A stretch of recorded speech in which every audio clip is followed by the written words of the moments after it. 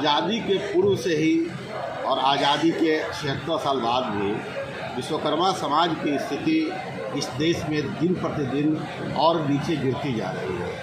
इसका सबसे बड़ा उदाहरण ये है कि सरकार के द्वारा, चाहे कोई भी सरकार हो, चाहे भाजपा हो, कांग्रेस हो, जदयू हो, आरजेडी हो, सब ने इस समाज की अनदेखी की है।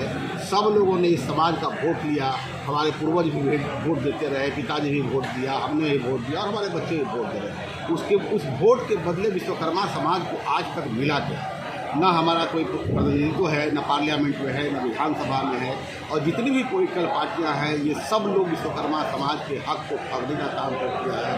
और विश्वकर्मा समाज पर आए दिन देखा जा रहा है, हर जिले में मर्डर हो रहा है, ऊपर अत्याचार किया जा रहा है।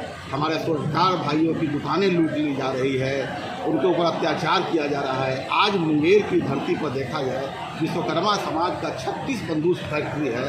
सारे बंदूक फैक्ट्री को बंद कर दिया गया है, उसका रिन्यूअल नहीं किया जा रहा है और उसमें काम करने वाले 5,000 कारीगर भूखमरी के शिकार हैं। आज अगर सरकार हम लोग की बातों को नहीं मानती है तो हम लोग मुंगेर की धरती से यहाँ जन आंदोलन शुरू करेंगे और बंदूक फैक्ट्री को चालू कराने की मांग सरकार से करते हैं और उनके जो काम करने वाले कारीगर थे उनके जीवन यापन का उचित व्यवस्था करें। आज हम लोग बढ़ई, लोहार, सोनार, ठठेरा, कसेरा और कुम्हार सब विश्वकर्मा के पुत्र हैं। आज़ादी के बाद से ही बुद्धिजीवियों द्वारा आपस में सब लोगों को बांट कर रखा गया है। आज अगर हम लोग मिल जाते हैं तो हमारी आबादी लगभग 8 से 9% हो जाता है।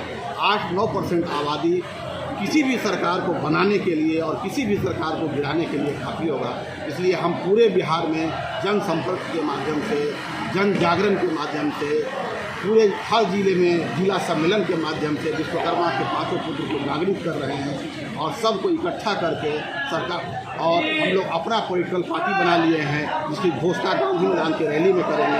अभी हम लोग जिला सम्मेलन कर रहे हैं, उसके बाद मिलर स्कूल में हम लोग राज्य स्तरीय सम्मेलन करेंगे और गांधी मैदान की रैली ही विश्वकर्मा समाज का भविष्य तय करेगी। जो भी हिंदुस्तान में पॉलिटिकल पार्टियाँ हैं, पार्लियामेंट का 3 टिकट, विधानसभा का 20 टिकट देगी, विश्वकर्मा समाज उनको वोट देगा। वरना विश्वकर्मा समाज अपने समाज के लोगों के द्वारा पार्लियामेंट के हर पार्लियामेंट सीट पर और विधानसभा के हर विधानसभा सीट पर अपने समाज का, अपने पार्टी का उम्मीदवार खड़ा करने का काम किया जाएगा और जो भी पॉलिटिकल पार्टी जीतने वाली होगी उसको हम लोग हराने का काम करेंगे। आज पूरे हिंदुस्तान में हवाई जहाज बनाने की बात हो, मंदिर बनाने की बात हो, मस्जिद बनाने की बात हो, चर्च बनाने की बात हो, गुरुद्वारा बनाने की बात हो, राम सेतु बनाने की बात हो, यहाँ तक कि प्रधानमंत्री जिस कुर्सी में बैठते हो कुर्सी बनाने की बात हो, जो मुख्य न्यायाधीश बैठते हो वो कुर्सी बनाने की बात हो, सब हमारे विश्वकर्मा समाज के द्वारा किया गया है। आज हमारे समाज के पास पढ़ने के अलावा कोई रास्ता नहीं, हमारे पास कोई काम नहीं बचा।